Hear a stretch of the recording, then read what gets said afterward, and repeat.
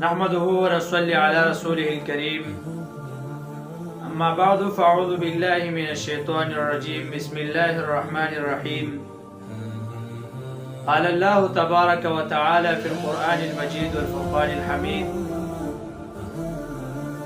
لو أنزلنا هذا القرآن على جبل لرأيته خاشعا متصدعا من خشية الله صدق الله العظيم. وقال رسول الله صلى الله عليه وسلم أشراف أمتي حملة القرآن وأصحاب الليل إن الله وملائكته يصلون على النبي يا أيها الذين آمنوا صلوا عليه وسلموا تسليما.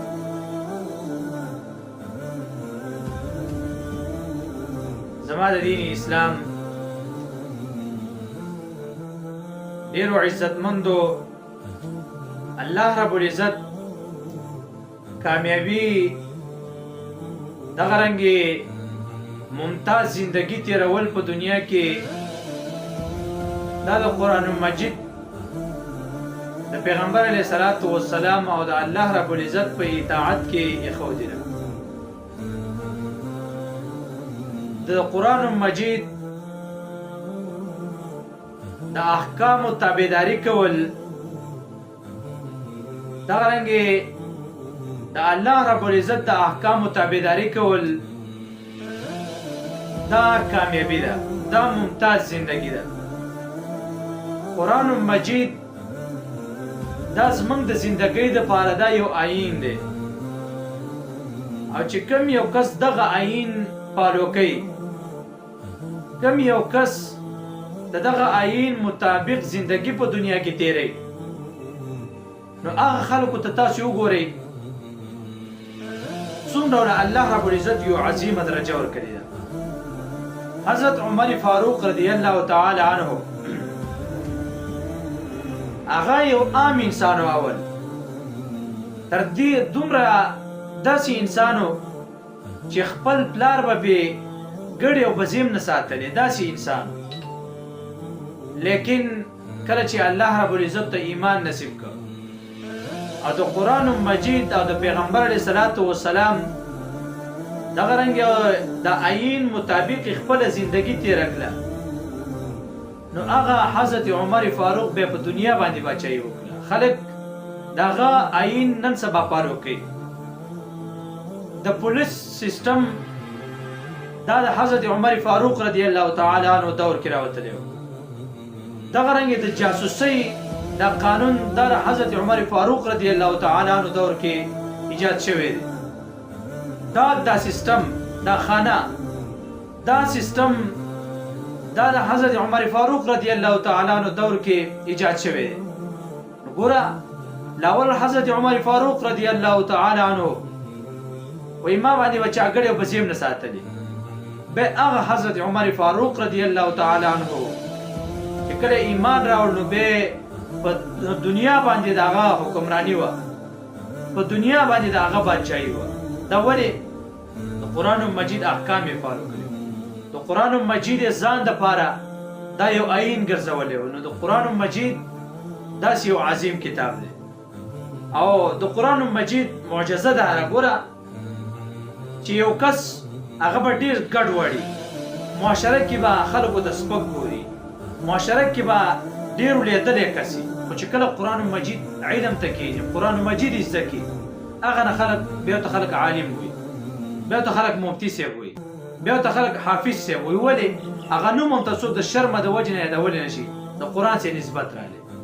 دا قرآن داسې یو عظیم کتاب دی، دی معجزه ده. تو ته کښېنه خامخا به ته د پیغمبر علیه الصلاۃ والسلام طریقې به په خپل ځان کې راولي. ګیره د عام چې کوم یو عالم هم دی په دنیا کې، نو هغه ګیره پرېښودې ده. عام انسانان هم قرآن لولي، دغه هم یو انسان دی قرآن مجید ته ناست دی، لیکن ګیره پرېښودې ده، پټکې والی، کپړې، زندګي د سنت مطابق ده. ولې دا قرآن معجزه ده چې تا به خامخا ځان څه بدلوي. قرآن مجید یو عالمگیر کتاب دی، نو ستا سوچونه به بیا داسې چې دا به عالمگیر وي، ځکه خدا الله رب العزت په انسان باندې نازل کړی دی. الله رب العزت په بل شي باندې رانه نازل کړي. قرآن مجید کې الله فرمایي وحمله الانسان، انسان دا قرآن مجید حمل که پزان باندې چې یا الله زبر دا بوج چت کما ور قرآن مجید چې کله الله رب العزت نازلاو دا قرآن مجید الله رب العزت په غرونو باندې پیش کړي. الله رب العزت فرمایي لو انزلنا هذا القرآن على جبل لرأيته خاشعا متصدعا من خشية الله. دا قرآن مجید دا ما په غر باندې نازل کړي وي. دا قرآن دا غر به د یرینا ریزه ریزه ټوکړي ټوکړي شوی وي. دا قرآن مجید الله رب العزت په غرونو باندې پیش کړي لیکن غر د دې حمل اوچت نه کړ.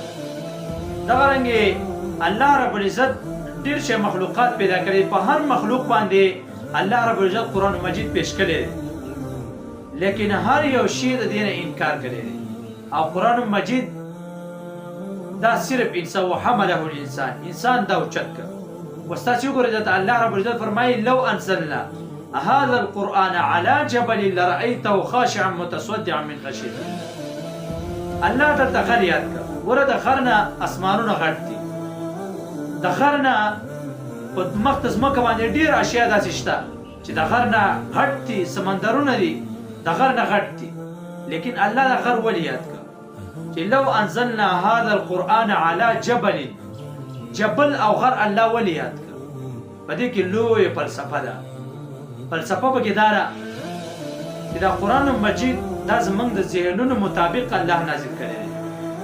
په دې کې احکام دا زمونږ د ذهنونو مطابق دي. ګورې غر دی، غر الله ځکه یاد کړ چې دې غر څه زمونږ په دنیا کې واسطه ده. الله اسمان نه دی یاد کړی چې لو انزلنا هذا القرآن على سماء. داسې الله نه دی ویلي على جبل. ولې؟ ځکه د غر څه زمونږ په دنیا کې واسطه ده. غر نه موږ خشاک راوړو، غر ته موږ خېجو. غر یو غټ باډي ده، موږ په دنیا کې اینو. ځکه الله رب العزت غر یاد کړ چې دا د انسان د ذهن مطابق مثال دی. دا قرآن هم الله رب العزت د انسان د ذهن مطابق نازل کړی دی لیکن بعضې خلکو ذهنونه دا قرآن مجید احکامو ته نه رسي ځکه به اعتراض کوي وایي دا قرآن د الله کتاب نه دی، دا داسې دی، دا داسې دی. حالانکه قرآن مجید الله د انسان د ذهن مطابق نازل کړي. ولې؟ ځکه چې کله د انسان د ذهن مطابق یو شی نو انسان فطرت په انسان کې دا چې هغه مني، او چې کله د ذهن نه اعلی د ذهن نه اوچت دا شی نو بیا انسان د هغې نه انکار کوي. نو ځکه الله رب العزت د قرآن مجید د انسان د ذهن مطابق نازل کړي. نو چې کله قرآن مجید الله رب العزت د ذهن مطابق نازل کړی دی نو چې کم یو کس د ځان دپاره عین ګرځولی دی، کم یو کس د ځان دپاره قانون ګرځولی دی، هغه کس په دنیا کې له الله رب العزت یو عظیمه درجه ورکړې ده. قرآن مجید دې څه چې څوک ناست هم دی صرف نسبت یې سره راغلی دی هغه شیم خلک عزت کوي. ګوره عامه کپړی خلک یې ګزاریم، پوز هم پې پاکوي، خوله هم پې پاکوي، هر زیات یې وړي راوړي، عزت یې څوک نه کوي.